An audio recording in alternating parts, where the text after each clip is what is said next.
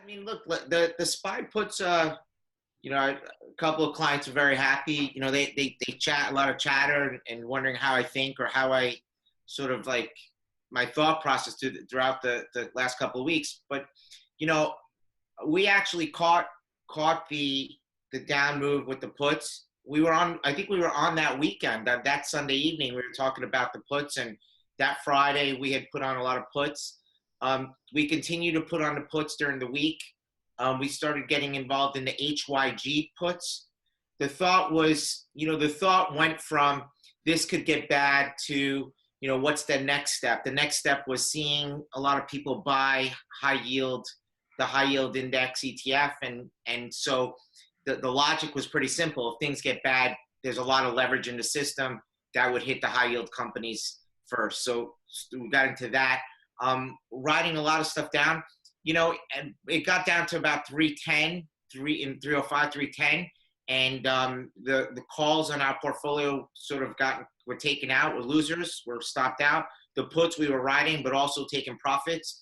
And so I basically gave another sort of overview on the way I saw risk reward, and kind of nailed that too in a way. To just looking at the charts and saying, look, here's our risk reward. We're either going to go back to the highs or we're going to 260, right? And it could be a quick move. We went to 260 and then came right back to 285.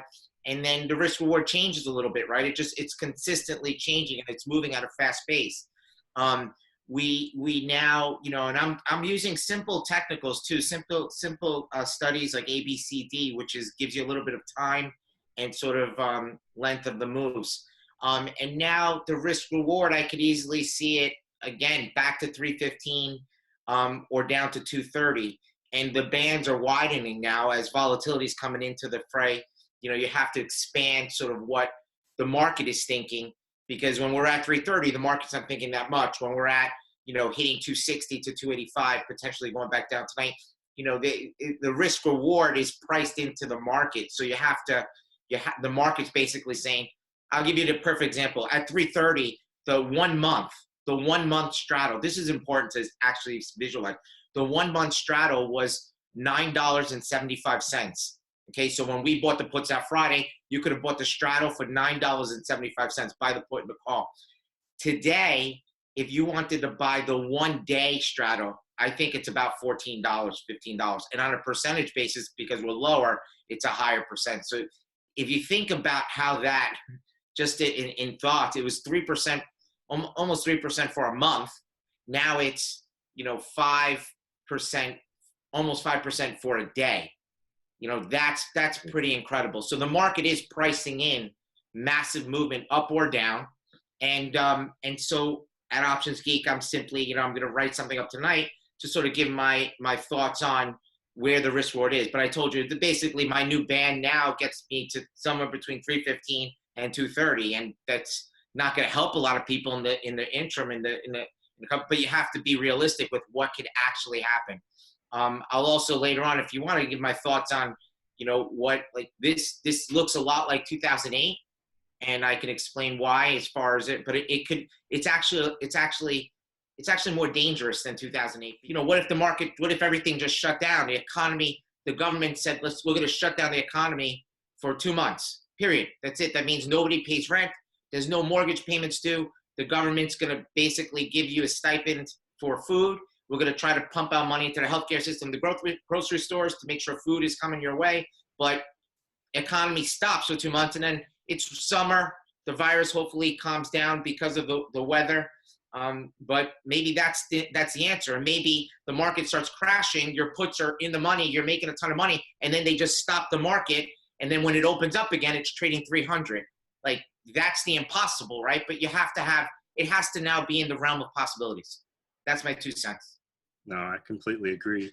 Just in general, the thing that I've been stressing is that we all need to be comfortable feeling uncomfortable.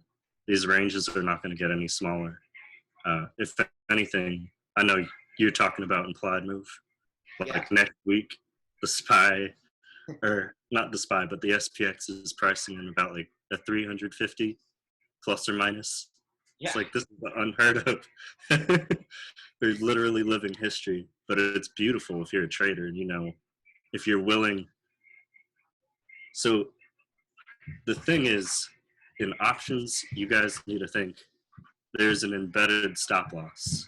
The amount that you put in is the amount that you can lose, but there's no cap on the amount that you can gain. You get what I'm saying? But you've got to be comfortable feeling uncomfortable, because these types of movements don't actually happen very often. And right now, uh, obviously, you know what I'm talking about when I say realized volatility is greater than what is being priced. So right now, the market doesn't know what the hell is going on, because, like you said, the economy could come to a dead stop, and that's what's starting to be priced in combination with what's going on in the oil market, which you also mentioned with HYG. But not a lot of people are paying attention to that. That's what are you seeing there? What's top please? I don't look at the I see the stocks down. I know the complex is under pressure, but what are the ramifications? so this is how it works. So the oil majors like Exxon, Total, BP, all those guys, they hire and they contract out smaller players, the servicing companies, the exploration companies, in like Midland and places like that. A lot of those companies, the only reason why they're alive is because of high yield debt. So this is going to have a major cascading effect as far as I know you're in the market 2014. This is the same scenario. Sure. A lot of those people are going to get laid off, and then it's going to have a psychological effect on both on the consumer and on the people in the market. The main one is, if I wait, prices will get lower, and then that's going to result into a cycle. You get what I mean? Sure. Yeah. So right now it's pretty scary. Um, right now, let's see, crude's in pretty steep contango. So basically, price wise, in the future, it makes more sense to hold oil in the ground. So a lot of people, what they're doing is they're buying it now, but they're putting it in like storage, offshore storage, et cetera, et cetera. Um, yeah. Now this could get really sticky really fast. The end of March is when all of the current OPEC agreements are going to come to a stop, and both Saudi Arabia and Russia, they're duking it out, but that's when they're going to really let it loose. But at what point does Saudi Arabia's can last only up to a certain point with so much infrastructure and the price of oil being at a certain level. They're putting pressure on Russia. It seems like Russia's always been tied to oil, and so at some point it's sort of two people having a standoff with a gun against each other's head, saying, I can pull this trigger at any time. And it seems like they're just, at what point do you think that stops? So both of them, they can withstand probably about 20 to 25 a barrel. But most of the fracking people, they only can withstand maybe 40 to $50 a barrel. And most of them right now are currently unhedged. I know Devon's one that was hedged, but still that only lasts so long. How much do you think is priced in? When I look at MPC, how the stock is coming down. They were buying 60 calls 6 weeks ago, like they were going out of style. They thought that they were going to sell part of their business. It's trading in the 20s. I see it reach the 20s. How much further? Obviously some of these things can go out of business. But how much further do you think? How much further do you think there's to go? Well, the bigger players are going to take a pretty big shiner, like the Exxons and all of them, because they can withstand like around 30 to 35 a barrel, but most of the people are just going to be so screwed. mainly the smaller people that get contracted out. Yeah. That's where it has the cascading effect, because So obviously, yeah, I guess the question goes, the options market has a lot of this priced in, meaning the market is fully aware that these guys are in trouble. The whole complex is in trouble. So the oh yeah, volatility on these things, the prices of options are up significantly. Um, do you look at oil? I've been looking at it. I don't have I don't have the fundamental view strong enough to know which way it's going, but I do see that it's priced. The options are priced for disaster, one way or the other, right? Whether it's the price of oil comes up. Do you see, or where do you see sort of the opportunity in the options, if there are? And I guess at this point, at some point, in 2008, 2009, when Citibank or Bank of America or these financials, they all go to sub $5. At some point, the stock becomes an option, right? right, It becomes without time. So for some of these names, I always think to myself in 25, 30 years looking at the market, the first time a stock gets below $5, the first time I want to buy it. I just want to start buying it at 3, 2, 1, because it's usually in the past, it's usually a mistake, and it usually goes back to some $9, $10 because people just laying it all out. Usually, if it does it the second time, it's going to zero like 80% of the time. So at some point, I'm looking at these oil names, and I'm looking at oil as a percentage of the S&P 500, and it's such a small percentage that at what point do you just get long oil, right? right. As a basket versus S&P, like do you just buy oil versus shorting S&P, and you sort of play that? At some point in the next 10 years, oil is going to be back to 25% of the S&P. Maybe not. I don't know. But at some point, how do you think about that? Because I'm starting to look at some of these names. They become it's almost like they're options themselves, or the risk reward is in favor of actually buying stock as opposed to trying to buy calls to play a rally, or vice versa. Right. So in this scenario, like you mentioned, options are expensive. A very easy way, if you have the capital, I'd say, is just simply selling puts, you know? So eventually, if it's a company that you feel strongly about, like one of the alerts I have out is Occidental Petroleum. Sure, They actually have a break even around $30. I mean, sure. so fundamentally, their balance sheet sucks, but they do have some assets on the books that are actually worth a pretty penny. So what I'm thinking is that an active manager is going to come in and they're just going to clear the table. And that's exactly the kind of thing that you need to be looking for. So what kind of assets do they have? Is it worthwhile going after? Because a lot of these companies are going to go bankrupt. But this is the time, if you're going to be a vulture or, look for the scraps, this is where you make your money, in combination with chasing it down and just beating it in the dirt. But yeah, I would say from a fundamental standpoint, a lot of people that do value investing, they don't know how to use options. But a simple cash secured put, covered call, or even just a collar, something like that, just something to manage risk, but to slowly nibble out a position, because like you said, these are going to be very cheap. One strategy that I personally like in this scenario is, actually, if it gets low enough and you like the stock and you're looking for value, is to actually sell a downside put.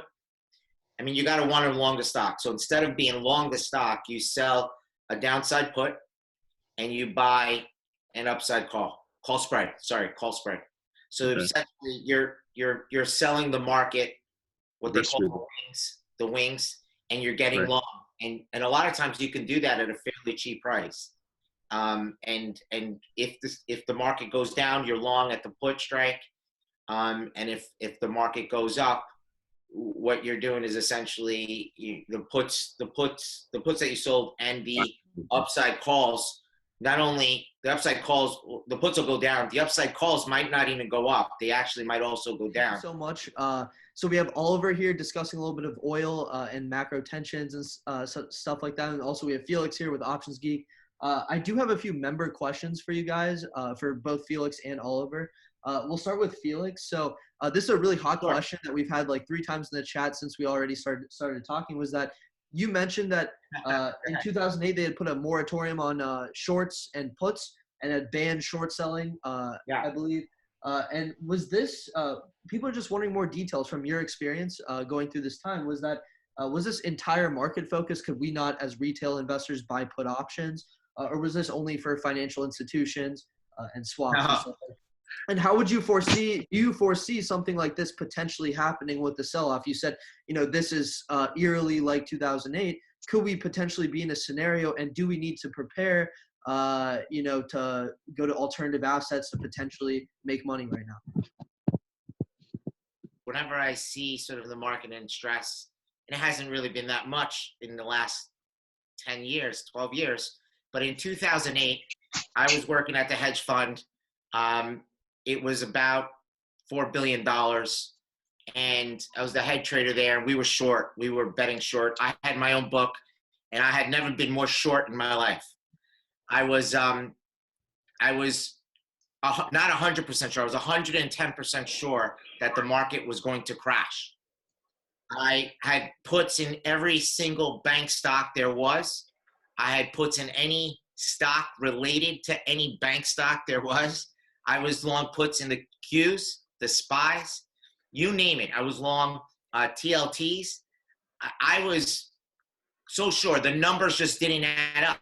It was actually impossible for the market to stay where it was. And it was going into August, September, and the stocks were weak. There was a period where stocks were down 5, going up to like 10%, a couple week periods, and then it was about to crack. And I can't tell you, look, the market was about to crack, people losing their homes, and I'm sitting on the desk and I'm licking my chops as to I'm counting the beach houses I'm going to buy, whether it's going to be the Hamptons or should I just go to Florida? Where am I going? You know what I mean? I'm just like, this is it. This is that moment. I've waited my whole career. And the market, I can tell you because I just remember it so clearly, and I don't remember the exact date, but I just remember it was about to implode. Everything was for sale. The market was going to implode. It had just broken the low. And then out of nowhere, the market spiked. It was only about 1.5%. And this thing was like starting to be heavy. And it rose about 1.5%. And then it started to climb. And the next thing you knew, the market had recouped the 6% move of that day. I was, trying not to trade it because I was just so set up, but, I couldn't help but, trying to cover a little bit, because you have to be moving. Otherwise you look like an idiot when the boss says, what are you doing when the market started to move? Like, you have so much on, what's going on? So you have to be active. But I just remember it came out towards the end of the day that the government was up to something, that they were thinking about making it illegal for you to buy puts. I didn't even understand what that meant, to be honest. Like I like people here hear me. I didn't actually understand what does that mean, illegal to, no, you're not going to be able to short. And I didn't understand what that meant either. Like, what does it mean? I'm not going to be I can't actually go to my account and short. No one in the world will be allowed to short bank stocks or financially related. There's about 800 names, 799 names, and short. Now, everything in power to save the banks from panic and from, they called it manipulators, people that were shorting these banks. And obviously the thing went up 13% from the lows in 24 hours. And I'll tell you immediately that I got crushed that day. This was a bad day. Not only do the puts go down in value because the stock went up, volatility went down because the government was going to backstop everything. And the bid offer went from 0 to 10, 0 bid at 10. Because no one could buy the puts except the market were given an exemption to buy the puts from someone that wanted to sell them. you could sell puts to open, right, which is essentially long. But no one as an individual investor or as an institutional investor, no one was allowed to buy puts to open. And if you had puts, there was no market really. The market was whatever you wanted it to be. So if you had something worth $5, and then this happened, the next day the market was zero bid at 10, and if you threw an offer out there at 3, the market maker might take you, or he might just wait until he might throw a $1 bid. And so everything was in disarray. There was price discovery. It was a license to steal for most of the market makers. They could just do whatever they wanted. People were under pressure because this was happening in 48 hours. They were under pressure to get out of their positions because of margin calls or whatever have you.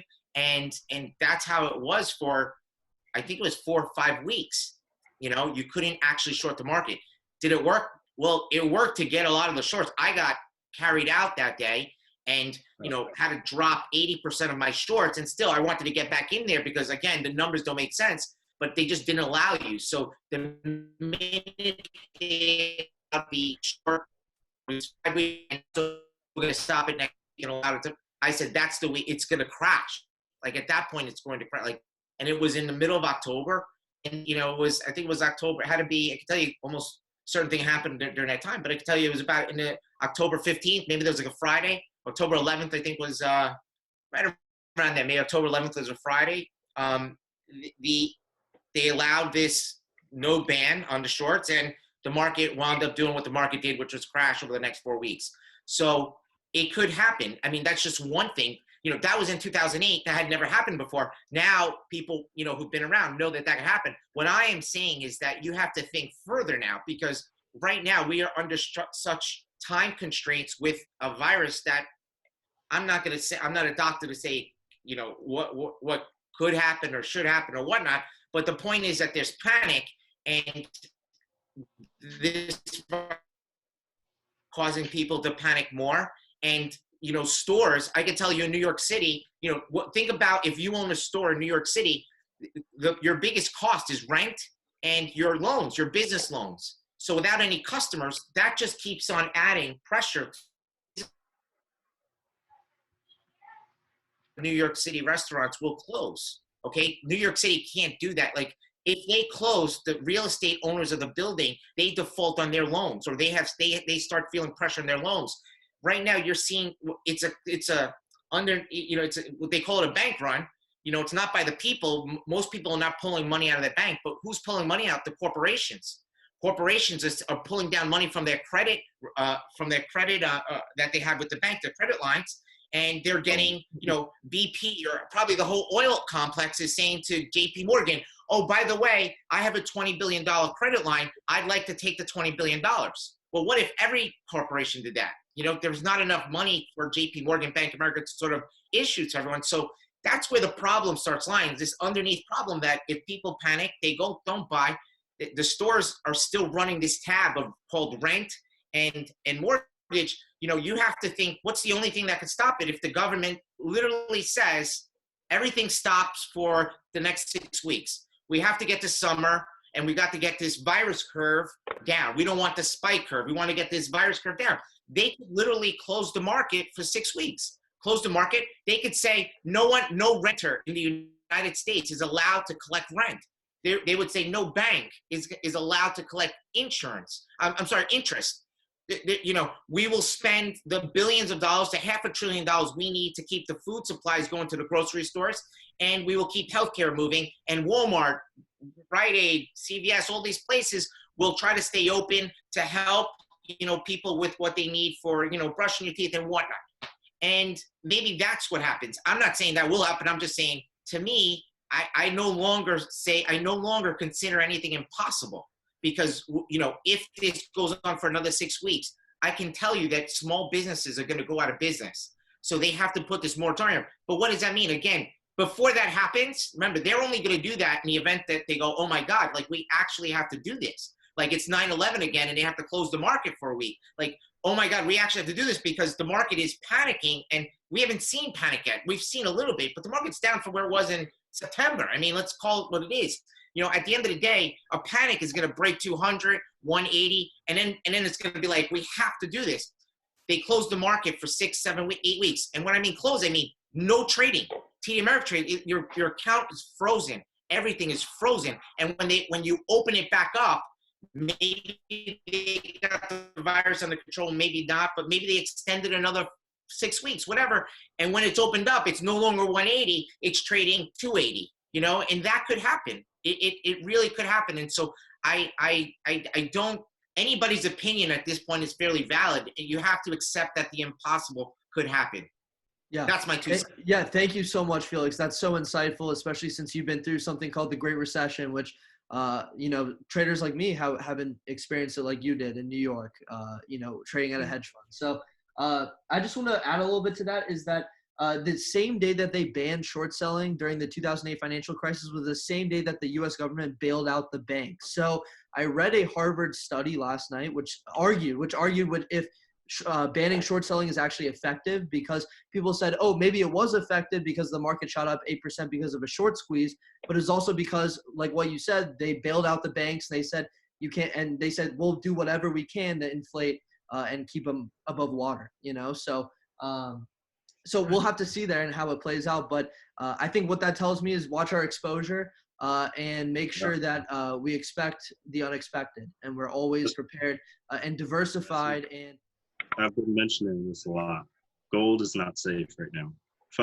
Fundamentally, it does make sense, but right now people are going to liquidate that gold to pay off margin calls, to pay off debts, anything like that. But what we're going to see this coming week is we're going to see the Fed come out. What's priced in is that they're expected to do a full basis point cut. And then from there, we're at maybe 25 basis points. Usually in a downturn, the Fed will have 5 basis points to draw from. So, just consider that. We're, like Felix said, anything is possible, and I think it's very likely that they might decide to ban short selling or just shut the market down in general. I think also, a good exercise for everyone to do is to simply close your eyes and say, where does the market trade if they announce a vaccine tomorrow? Where does it trade? What does that look like? What does it trade? Are we down because of a vaccine, or how much does oil play into it? How much did what the Saturday, that doesn't have to do with the vaccine really, but how much does that play? That people are talking about, like, that's the real problem, oil. So, I think that I just lived through it for 30 years. There's always a surprise.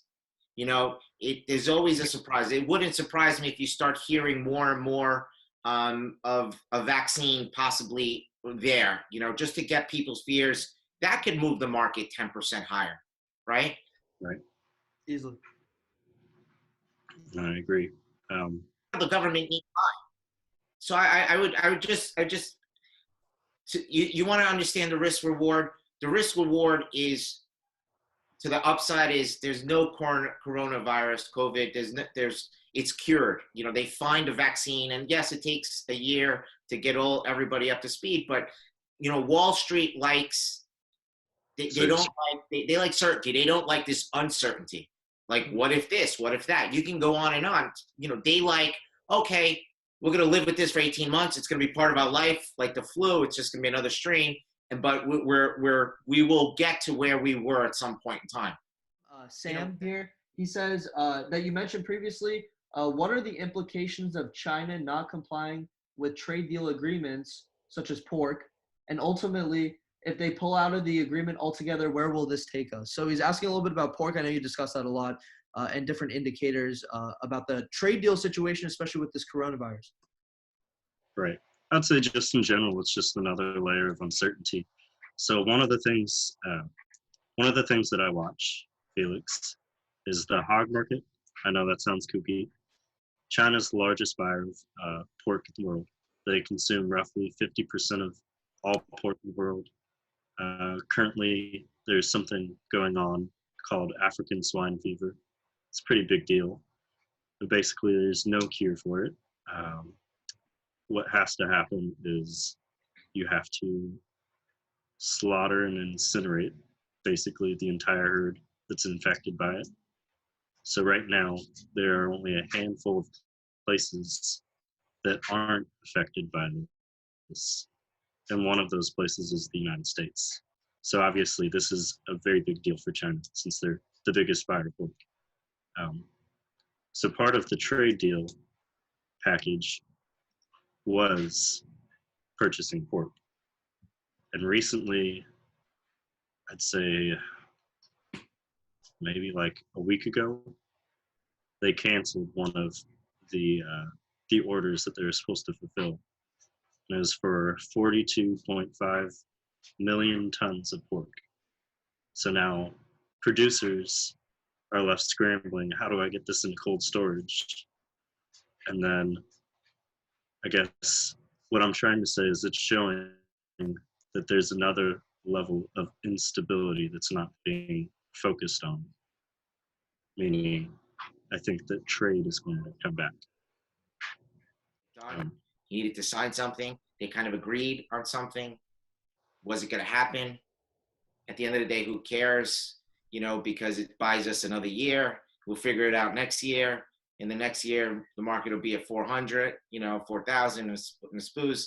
And then we can deal about that. And it's my last term. And, that's how I think of the world. It may not be right. I just think it's all, at the end of the day, these things happen because there's a lot of politics going on and a lot of maneuvering.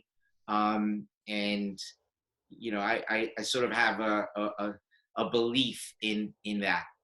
It's more of like a signal. Same with like watching the currency pair that I know you've been watching too now. Same with copper, because they're very important in China. But just in general, it's just like trying to identify what are moments of uncertainty that are about to arise and trying to anticipate where the ball is going to go and then how to position and plan for it. Because if you haven't noticed moments of extreme volatility like this, all assets move correlated. Right. It doesn't really matter what it is. They're all just going to basically move exactly the same. There's one thing that I would add, volatility is high. But at the end of the day, you can't say I think it's incorrect to say it's expensive. There's one thing with it being actually high. There's another thing with it saying it's expensive. In these types of markets, you have to look at things relatively. And I'll give you an example. There's a trade that the hedge funds are looking, capital structure arbitrage. Okay, so what is capital structured arbitrage? What is that? Well, in a simple way, it's basically saying that there's dislocations in pricing in the market in different assets. So let's get into that. What does that say even in a simpler way? If XYZ stock, oil stock, is down from 50 to 20, and the bonds of XYZ oil stock are yielding 15% over 1 year, okay? And you put in $10 million into these bonds, then you expect to get back $1.5 million, say. So that's just the bond trade. You put 10 million, I'm getting a 15% 1 year return. I like that. I'm going to expect to get 1.5 million. I'm just using numbers, pulling numbers out of a hat here. So the person who buys those bonds says, okay, well, how do I lose? You lose if the company goes bankrupt, right? Bankrupt, where does the stock trade? Where does the equity trade? The equity trades zero or very close to zero if it goes bankrupt, okay? So, okay, knowing that, how much are the $20 stock? How much are the 10 strike puts? Forget about what the vol is. I don't care what the vol is. How much are they? Well, they are, let's call it $1, okay? Or let's call it 50 cents just to make it extreme. Let's call it 50 cents. $20 stock, 10 strike put, 1 year out, 50 cents. If I could spend $1 million, remember I'm holding these bonds, I expect to get 1.5 million at the end of the year. And if I can spend $1 million today, that 1.5 is that the hedge funds start looking at how can they buy bonds, potentially collect a yield in the future if the company stays to be a company? How much would they lose if the company went out of business? They went bankrupt. The bonds would trade down, say 40, 50%, because there's some recovery value on the bonds. The question becomes, can I take some percentage of the 1.5 million, or maybe the whole 1.5 million, to then buy equity puts? The company goes to zero, then I could actually make money because the equity will go to zero. The recovery value of those bonds, what's the probability of of it going bankrupt? And if it does go bankrupt, how much do I make on my puts? And are my puts making more? In scenarios like this, these guys, there's legitimate arbitrage, because you can actually find a scenario where the company doesn't go bankrupt, but it's almost going bankrupt. They make their interest payment, and then the equity puts actually made money as well. So these are the types of trades where what hedge funds are actually thinking about now. It's called cross assets, right? Because they're looking at bonds, and they're trading bonds versus equity puts. So it's called structured arbitrage, corporate structure arbitrage. But that's a scenario where it doesn't matter how expensive a put is, 200 vol, 300 vol, 400 applied vol, 500. It's not expensive enough because it's cheap relative to where the bonds are trading. This is a devious tactic that larger players have been doing recently that I've noticed. So inside of VIX, obviously, VIX is based on SPX puts. Okay, so take that into consideration. So the SIBO skew. So that's measuring 2 standard deviations out inside SPX. What I've been noticing is that I don't know what's going on, but basically somebody's buying cheap puts in the SPX, roughly 2 standard deviations out or further. But then if you also look at a different asset called VVIX, it's measuring the implied volatility of the VIX futures. So the gist I'm getting is that they're buying ridiculously out of the money puts in S&P to expand the range, and then buying outside calls inside of VIX futures. Interesting. Right around expiration. Yeah, there's dislocations is the point that, right.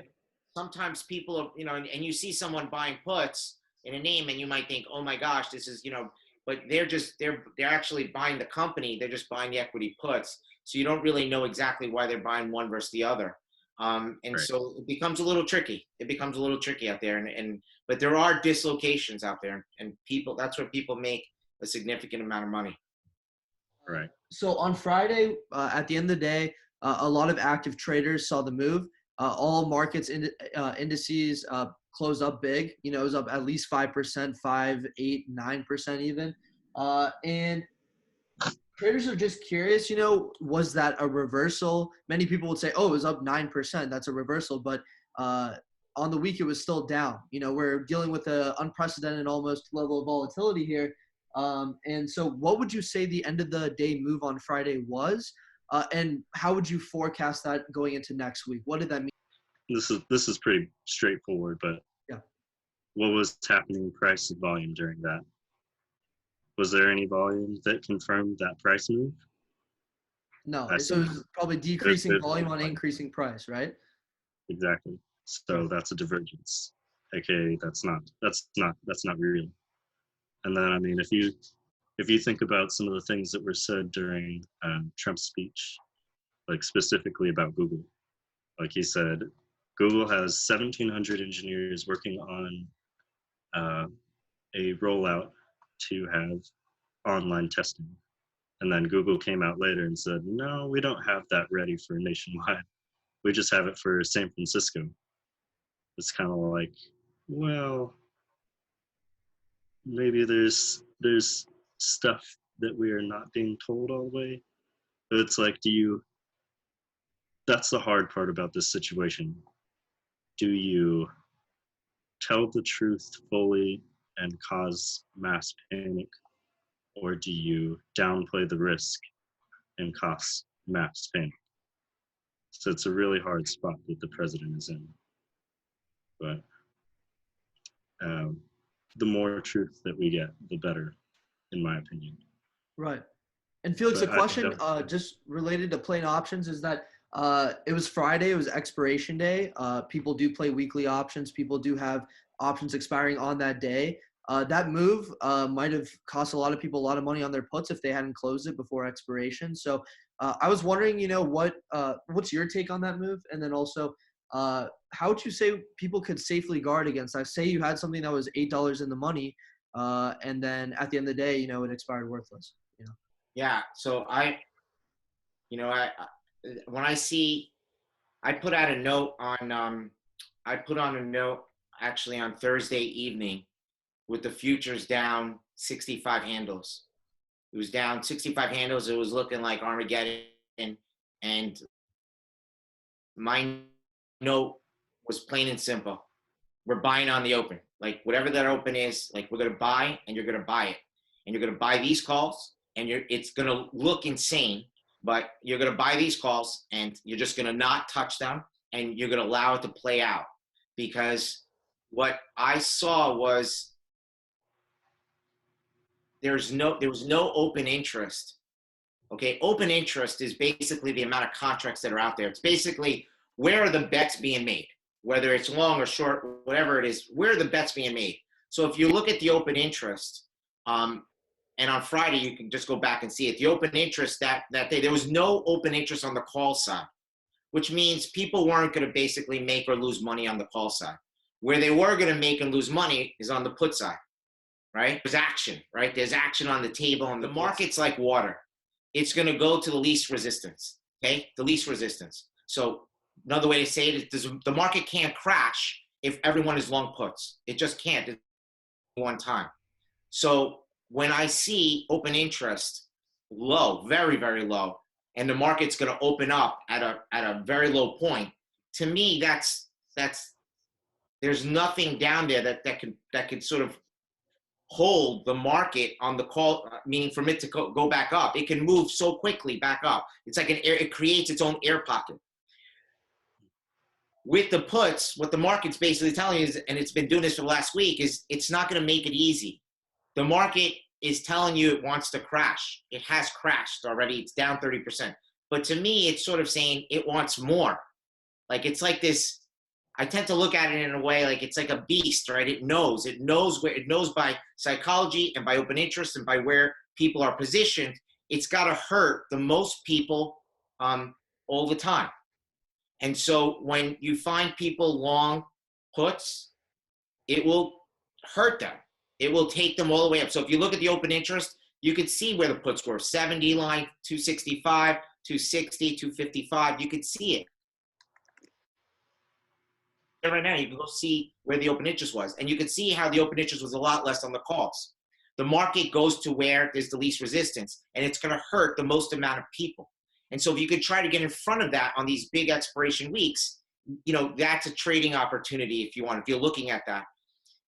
Going into this week, the other thing to note is that historically, going into a week where the SPY is giving their big dividend on the Friday, and you got the Fed speaking on Wednesday, it's generally been positive, right, into that week.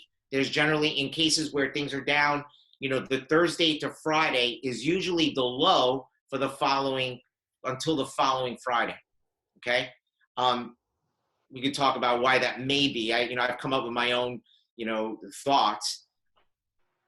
People were long puts. They were playing around with the puts. They were there, and the market just did what it does to kill the most people. And if you think about it, and it's just, again, what you think is likely what everyone else is going to think, okay? So I always think about that. What you think, what people think. So when you look at the market, and the market opens up down tomorrow 3% or whatever it is, and it's trading 260, and you look at, you say, oh my God, I want to buy puts, and you look at the Friday puts for 250, and they're $6, whatever they are, and you go, that sounds so expensive.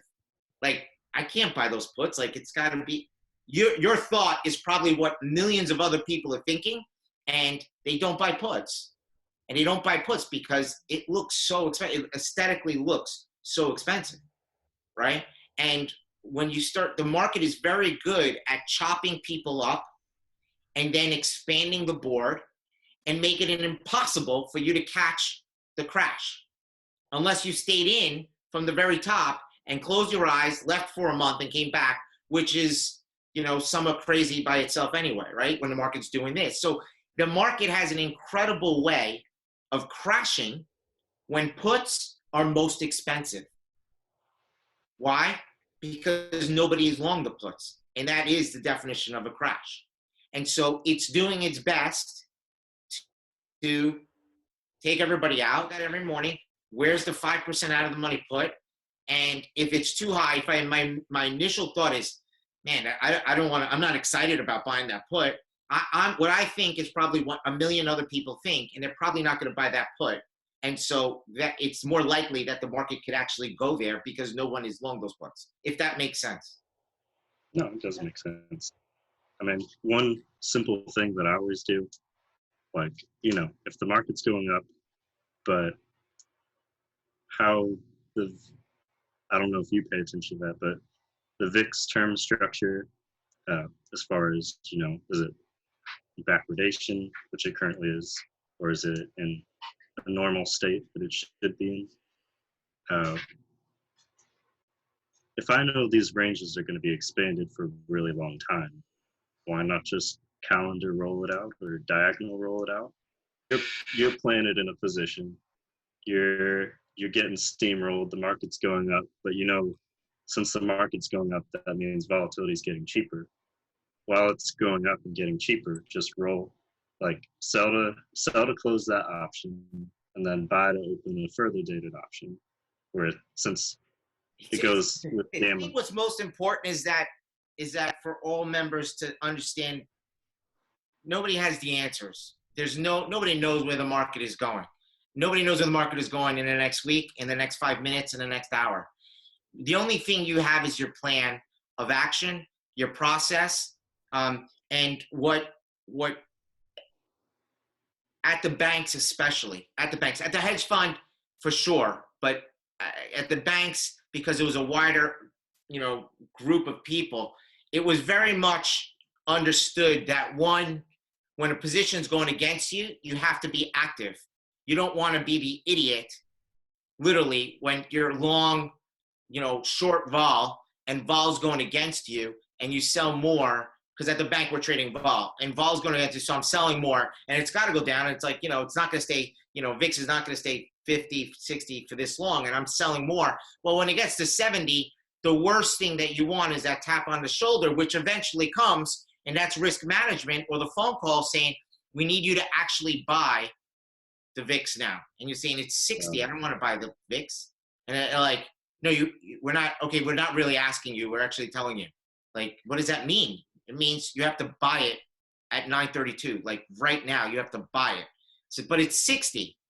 It doesn't matter. Right? So you learn that very quickly, that you don't know where it's going. Nobody knows what's going. The only thing risk management sees that if the VIX goes to 90, the bank's in trouble. Phillips is no longer in trouble. Phillips is out of his seat, but the bank becomes in trouble. And so that's their job, to protect the banks. So, nobody knows where the market's going. No, what you also should understand is that you should be trading much smaller size.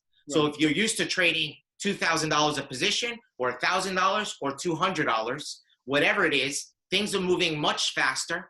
You're going to get stopped a lot faster, or you're going to make a lot of money much faster. So you should have your limits and your stops in place, and you should respect your plan. And there's going to be situations where you're going to go down sharply and then up sharply, and you're going to say to yourself all day, if I would have just stayed into that option, I would have made 4 times my money. Well, it's just the wrong way to think in this market. It's about really making, trading. If you were buying 10 lots, buy 1 at a time, because it's a 98% chance that you're not catching the bottom. So that means you're going to get an opportunity to buy the other 9 a lot lower, and you'll probably have better success. So instead of trading 10, you trade 5, and you do it 1 at a time, as opposed to, I'll buy, 5 here and then another 5. Widen out your entries, right? Widen out your entries and make sure you have your stops. And by the way, it brings a good point. Some people say, they ask me, so if I'm buying something at $1, many people say, I shouldn't be pouring more money into losers. right? Because that's what they should have been. Really, the slogan should read, you shouldn't be doubling down on a full position loser, right? So people get, you say average down to get into a position, and then they go, but people say you shouldn't average down. I'm not telling you once you get a full position and it's wrong to throw in more money. I'm saying that nobody's going to catch, by definition, you cannot catch the bottom or the top every time. So when your first entry is going to be wrong 90% of the time. So, and in these days it's 98. So you should be buying to get a full, say your full position is 5, buy 1, 2, 3, 4, 5. When you get to 5, that becomes your full position. You shouldn't be adding to that, and your stop should be on that average price of that full position. So when people say, oh, but you sort of recommend that you average in, I'm saying that average into that one full position. Once you get into that full position, you're supposed to have that stop. You could roll it down for less money, 1 by 2, whatever. There's other strategies, but you shouldn't be adding too much more money to a full position. Right. Awesome. Well, thank you so much, Felix. Thank you so much, everybody. So if you'd like to learn a little bit more and truly invest in yourself, please make sure to check out our 3 Steps to Profit membership on Eagle Investors. We give you a detailed process to profit. Felix has a wonderful full education course with everything you need to know to trade options like the top 1%. We also have a wealth of different technology and options trading alerts at your disposal. So again, thank you so much for stopping in today. Felix, Oliver, thanks so much for your time. And everybody, take care. Thank you. All right. Thanks. Take care.